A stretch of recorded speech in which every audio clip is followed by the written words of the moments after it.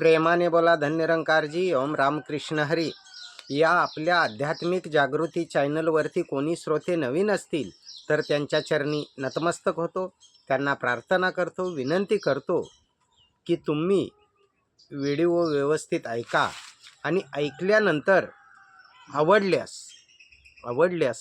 Like करा, share करा, प्रतिक्रिया द्या. कारण तुमची साथ म्हणजे साक्षात भगवंताचा हात. तर या माझ्या हरीच्या लाडक्यानो, या माझ्या भाविक सज्जनानो, ज्या वेळेला शांतीब्रह्म एकनाथ महाराज यांना आपले त्यावेळचे समयाचे सद्गुरू जनार्दन स्वामी यांच्याकडून ब्रह्मज्ञान झालं, म्हणजेच ज्ञानाचा इशारा, ज्ञानाचं वर्म, ज्ञानाची खूण समजली. आत्मज्ञानानं, आत्मबोधानं, आत्मदर्शनानं, आत्मानुभूतीनं, आत्मसाक्षात्कारानं त्यावेळेला नाथ महाराज म्हणतायत की ती खूण मला समजली. आणि ती खूण अशी की नाथ महाराज आपल्या एका कूट प्रकरणातल्या अभंगामध्ये समजावत आहेत. नाथांच्या घरची उलटीच खून, पाण्याला मोठी लागली तहान. ही भाषा नाथ महाराजांची आध्यात्मिक भाषा आहे. याला समजून घेतल्यानंतर लक्षात येतं की किती विशाल विचार या भाषेमध्ये मांडला आहे. नाथांच्या घरची उलटीच खून, पाण्याला मोठी लागली तहान. आता जनरली आम्ही विचार करतो तेव्हा आम्हाला पाण्याची तहान लागते, पण इथे नाथ महाराज म्हणतायत की पाण्यालाच तहान लागली. नाथांच्या घरची उलटीच खून, पाण्याला मोठी लागली तहान. आता पाण्याला तहान लागली म्हणजे काय? तर हे पंचतत्वाचं शरीर आहे ना, याच्यामध्ये आत्मचैतन्य रूपी जे पाणी आहे त्याला परमात्म्याला म्हणजे त्या सागराला भेटण्याची तहान लागली, असं नाथ महाराजांना म्हणायचं आहे. नाथांच्या घरची उलटीच खून, पाण्याला मोठी लागली तहान. म्हणजे देहास्थिती पिंडी आणि ब्रह्मांडी पसारा. म्हणजे आत्म्याला तहान लागली ते ब्रह्मांडी पसारा असणाऱ्या त्या सागराला म्हणजे परमात्म्याला भेटण्याची. म्हणून नाथ महाराज म्हणतात नाथांच्या घरची उलटीच खून, पाण्याला मोठी लागली तहान. आज म्या बाई नवल देखिले, वळचणीचे पाणी आड्याला गेले. काय म्हटलं? आज म्या बाई नवल देखिले. नवल देखिले म्हटले. देखिले या शब्दाखाली अंडरलाईन करा बाबांनो. आज म्या बाई नवल देखिले. नवल म्हणजे इतकं मोठं आश्चर्य पाहिलं. आज म्या बाई नवल देखिले. बघा किती सुंदर सांगितलं. आज म्या बाई नवल देखिले, वळचणीचे पाणी आड्याला गेले. आज म्या बाई नवल देखिले. नवल म्हणजे आश्चर्य असं पाहिलं की वळचणीचं पाणी आड्याला गेलं. जनरली आड्याचं पाणी वळचणीला पडलेलं असतं खाली.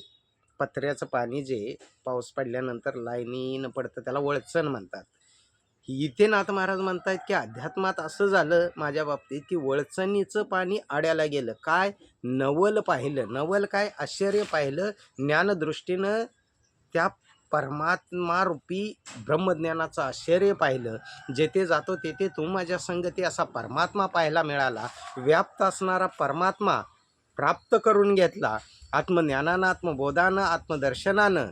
आणि म्हणून ते दर्शन घडल्यानंतर नाथ महाराज म्हणतात आज म्या बाई नवल देखिले, वळचणीचे पाणी म्हणजे आत्मा आड्या लागले. आड्या लागले म्हणजे त्या परमात्म्याला जाऊन भेटले. वळचणीचे पाणी आड्याला गेले.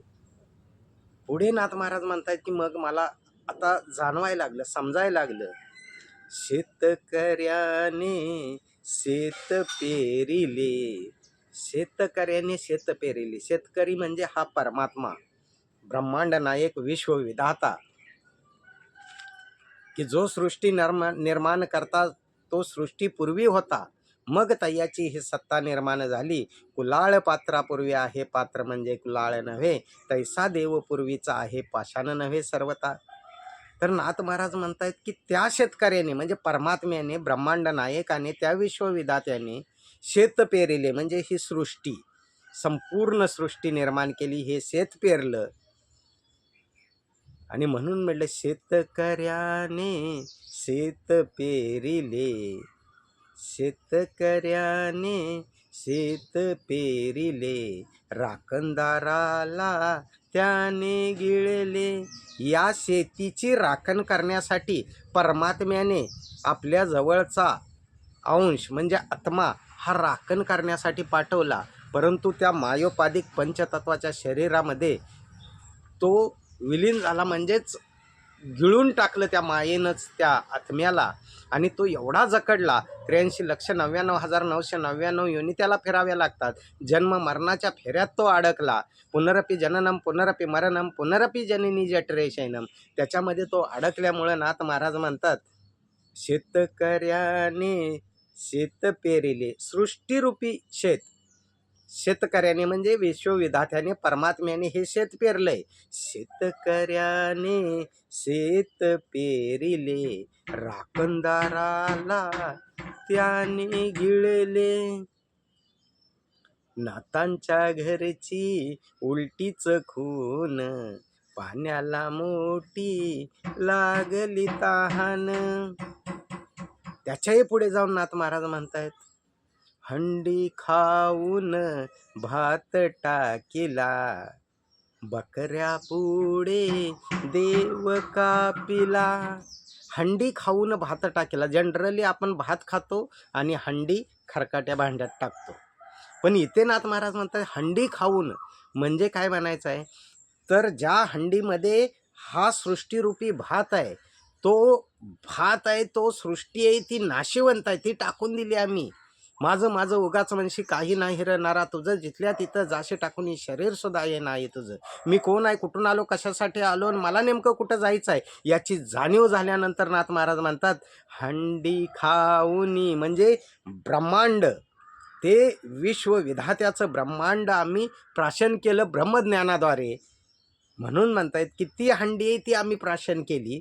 हंडी खाऊनी भात टाकिला. ही सृष्टीरूपी नाशिवंत असणारा जो भात आहे, धरती पाणी अग्नी वायू आणि आकाश या प्रमाणे बनलेला तो जो भात आहे तो आम्ही टाकून दिला, कारण तो नाशिवंत आहे, तो शाश्वत नाही आहे. आणि शाश्वत असणारी हंडी, विश्वविधात्याची ती हंडी आम्ही ब्रह्मज्ञानाद्वारे प्राशन केली. म्हणतात हंडी खाऊनी भात टाकिला, बकऱ्या पुढे देव कापिला. जेव्हा जनार्दन स्वामींनी त्यांना ब्रह्मज्ञानाचा इशारा, ब्रह्मज्ञानाचे खून, ब्रह्मज्ञानाचं वर्म समजावलं, तेव्हा समजावलं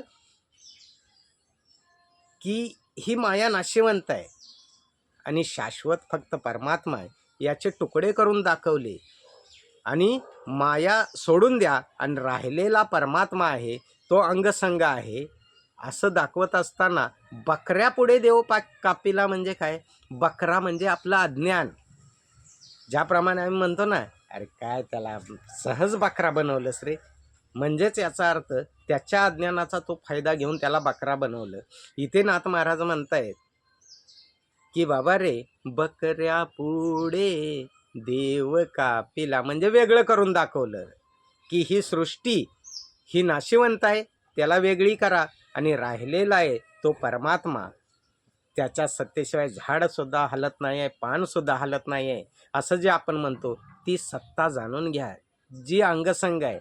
म्हणून नाथ महाराज म्हणतायत की हंडी खाऊनी भात टाकिला, बकऱ्या पुढे देव कापिला. जनरली आपण देवापुढे अज्ञानामध्ये बकरा कापतो, पण ज्ञान झाल्यानंतर नाथ महाराज म्हणतायत की बकऱ्यापुढे देव कापिला म्हणजे अज्ञान रूपी जे माझं डोकं होतं बकऱ्यासारखं, की अज्ञानी होतो मी, पण जनार्दन स्वामींनी तो देव वेगळा करून दाखवला. कापिला म्हणजे शब्दशः कापिला नाही, तर कापिला म्हणजे वेगळा करून दाखवला. देव वेगळा, ब्रह्मांड नायक वेगळा आणि ब्रह्मांडाची सृष्टी वेगळी.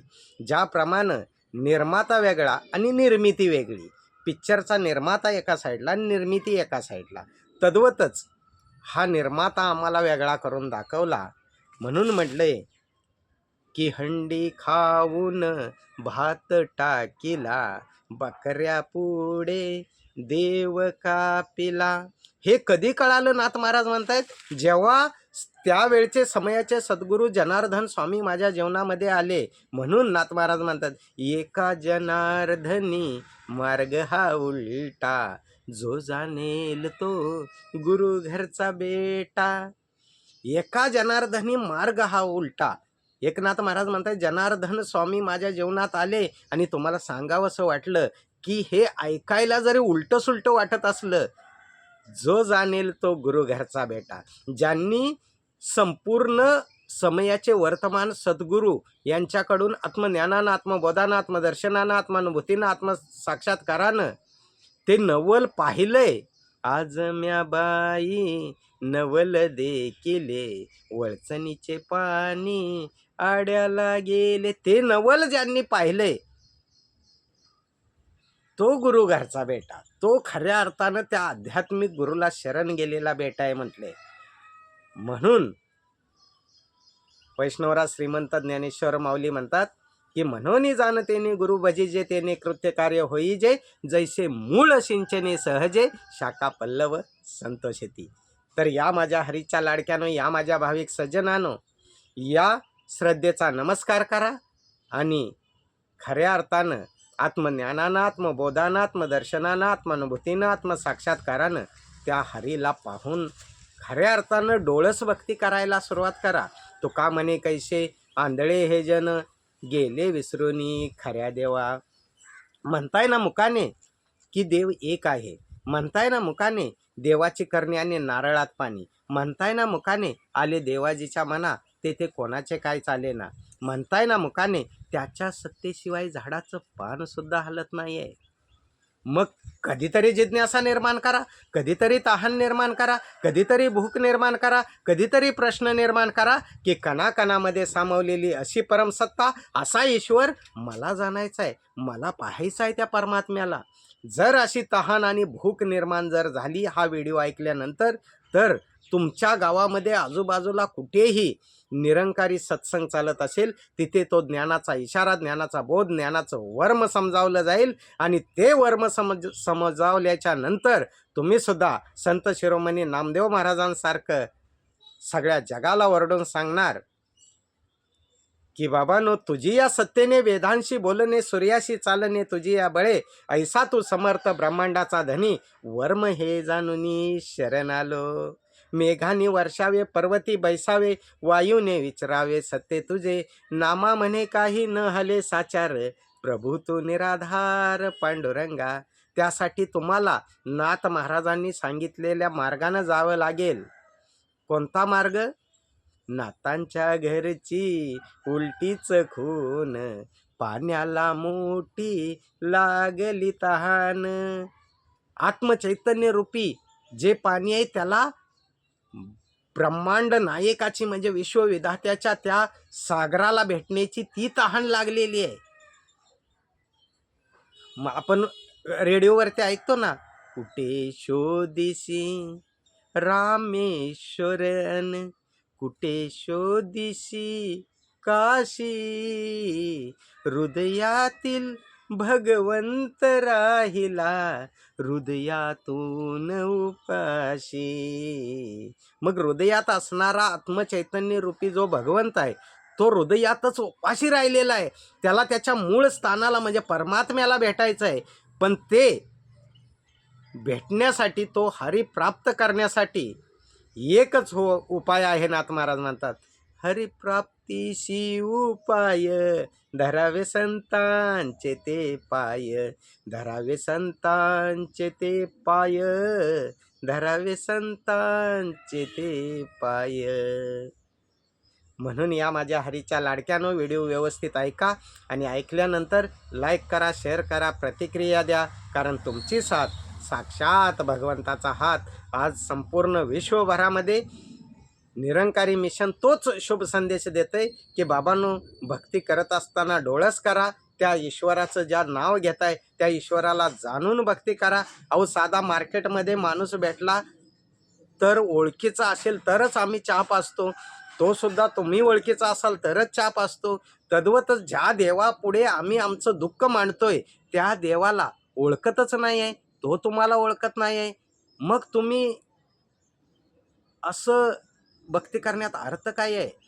तो तुम्हाला सुखाचं समाधानाचा चहा कधीच पाजणार नाही, तो आशीर्वाद देणार नाही. कारण त्यासाठी आधी देवाशी ओळखावे, मग त्याशी अन्याने भावे भजावे, अखंडचे ध्यान धरावे सर्वोत्तमाचे. त्यासाठी एकच उपाय आहे, जयास वाटे देव पाहावा, त्याने सत्संग धरावा. प्रेमाने बोला, धन निरंकारजी. एवं राम कृष्ण हरी.